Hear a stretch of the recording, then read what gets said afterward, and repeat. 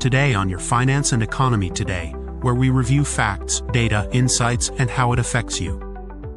Qatar just gave the President of the United States a $400 million airplane, and we are going to break down exactly what happened, who really asked for it first, and what the Constitution has to say about foreign governments giving gifts to a sitting president.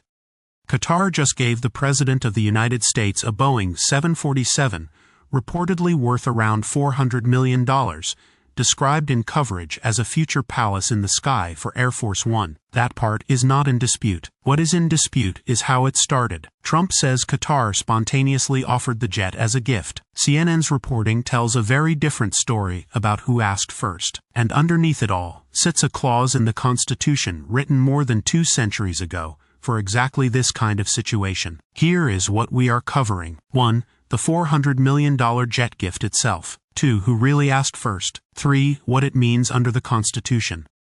Let's start with what actually happened.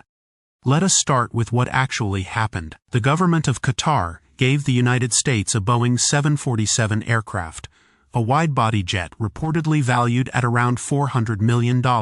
Coverage described it as intended for a very specific purpose, a future Air Force One, the aircraft that carries the President of the United States. It has been nicknamed in some reporting, a palace in the sky. A $400 million airplane is not exactly the kind of thing governments hand out casually. Air Force One planes are not off-the-shelf jets. They require secure communications equipment, defensive countermeasures, reinforced structures, and extensive vetting of every component, because a foreign-built or foreign-owned aircraft could theoretically be compromised before it ever reaches the president. That is why, according to CNBC's reporting, the jet is now going through an extensive retrofit, new avionics, new security systems, a new interior, funded by American taxpayers. The United States Air Force has estimated that retrofit will cost, in its own words, less than $400 million.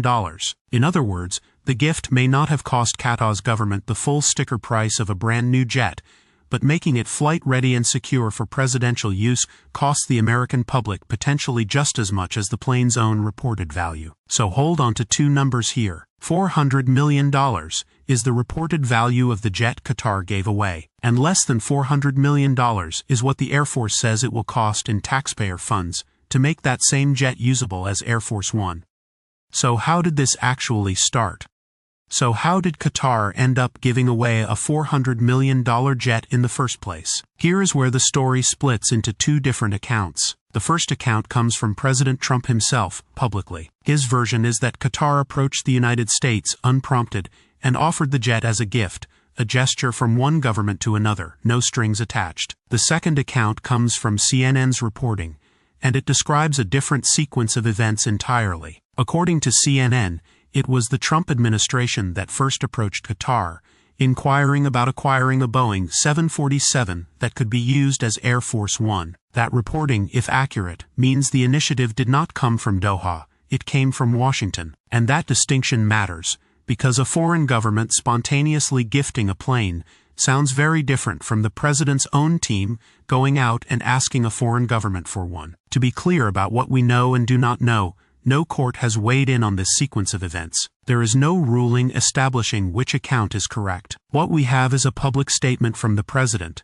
and separately, reporting from a major news organization that directly contradicts that public statement about who initiated contact. Those are 2 competing accounts of the same set of facts, and this video is not going to tell you the president is lying. CNN's reporting contradicts Trump's public account, and that is the most accurate way to describe the discrepancy. You can look at both sides and decide what you make of it, but it is worth sitting with for a second. If Qatar truly offered this out of nowhere, that is one story about how a foreign government interacts with an American president. If Washington asked first, that is a very different story about how badly the administration wanted this particular gift.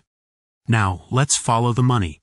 Let us follow the money, because this is where the abstract becomes very concrete. CNBC reported around July of 2026 that the jet is being retrofitted for use as Air Force One, and that retrofit is being funded by American taxpayer dollars, not by Qatar, not by the president personally, by the public. The United States Air Force put a number on it. The retrofit is expected to cost, in the Air Force's own estimate, less than $400 million.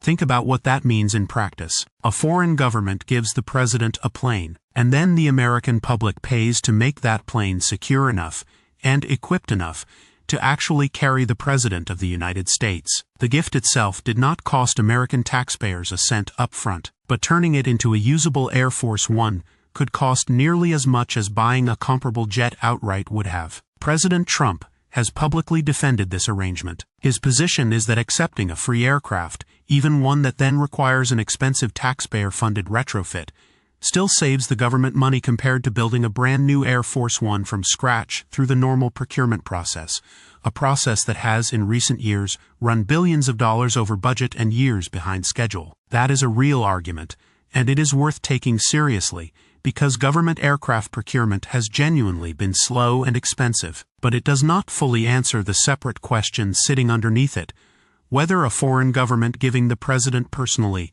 a $400 million asset gift or not is the kind of transaction the Constitution allows without Congress weighing in first. That is the question we turn to next. So what does the Constitution say about this? So does the Constitution actually have something to say about this? It does, and it is more direct than you might expect. Article 1, Section 9, Clause 8 of the Constitution is known as the Foreign Emoluments Clause. It says that no person holding federal office may accept any present, emolument, office, or title of any kind whatever, from any king, prince, or foreign state, without the consent of Congress. Read that again slowly, because it is hard to write a more literal example than a king or a foreign government handing the head of the United States government an expensive present. A $400 million airplane, given by the government of Qatar to the president, is about as textbook a case as the framers could have imagined when they wrote that clause more than 2 centuries ago. Congress did eventually pass a law to enforce this, the Foreign Gifts and Decorations Act of 1966. It sets a nominal value threshold, currently around $480, above which any gift from a foreign government must be reported, and generally cannot be kept personally without specific authorization. Sit with that gap for a second. The legal threshold for keeping a foreign gift without special approval is around $480. The jet in question is reportedly worth roughly $400 million, nearly 1 million times over that threshold. It is also worth knowing that the President's own Department of Justice, through its Office of Legal Counsel, has in the past issued opinions arguing for a narrower reading of the Emoluments Clause, one that exempts certain business and personal transactions. And historically, 3 major Emoluments Clause lawsuits filed against Trump during his first term were all dismissed on standing or mootness grounds, never reaching a ruling on the actual merits, which means, legally, this clause has essentially never been tested to a final conclusion. Gifts like this proceed largely on the honor system. Now, what does this actually mean for you? So what does this actually mean for you, concretely? In the short term, it means your tax dollars are paying for a security and avionics retrofit, estimated by the Air Force at just under $400 million, on a plane that arrived as a gift to the president from a foreign government, rather than through the normal government aircraft procurement process. That is not a hypothetical cost. It is a real line item, funded by the same public that pays for roads, schools, and every other government expense, spent on making a foreign-gifted jet usable for its recipient's own use as head of state. In the longer term, the impact is less about one plane and more about precedent. The Foreign Gifts and Decorations Act was written around a nominal value threshold of a few $100s, a law built to stop foreign governments from currying favor with small tokens of appreciation, engraved watches, decorative gifts, that sort of thing. If that same legal framework can stretch to accommodate a $400 million aircraft without triggering a real legal or constitutional check, that tells you something about how much room exists between what the Constitution says on paper and what actually happens in practice. Critics say this raises questions under the Foreign Emoluments Clause and normalizes exactly the kind of foreign influence that clause was designed to prevent, not because any court has ruled it violates the Constitution, but because no court has ever been allowed to rule on it at all. And every time a case like this proceeds without a definitive ruling, it becomes a little easier for the next one to proceed the same way. Here is the bottom line. Qatar gave the President of the United States a $400 million airplane. CNN's reporting contradicts the president's own public account of who asked for it first. American taxpayers are now funding a retrofit that could cost nearly as much as the jet itself. And the constitutional question underneath all of it, whether this raises questions under the Foreign Emoluments Clause, has never been answered by any court, because it has never been allowed to reach one. Tell us in the comments, should Congress have to approve a gift like this? If this investigation helped you understand the story, hit like and subscribe.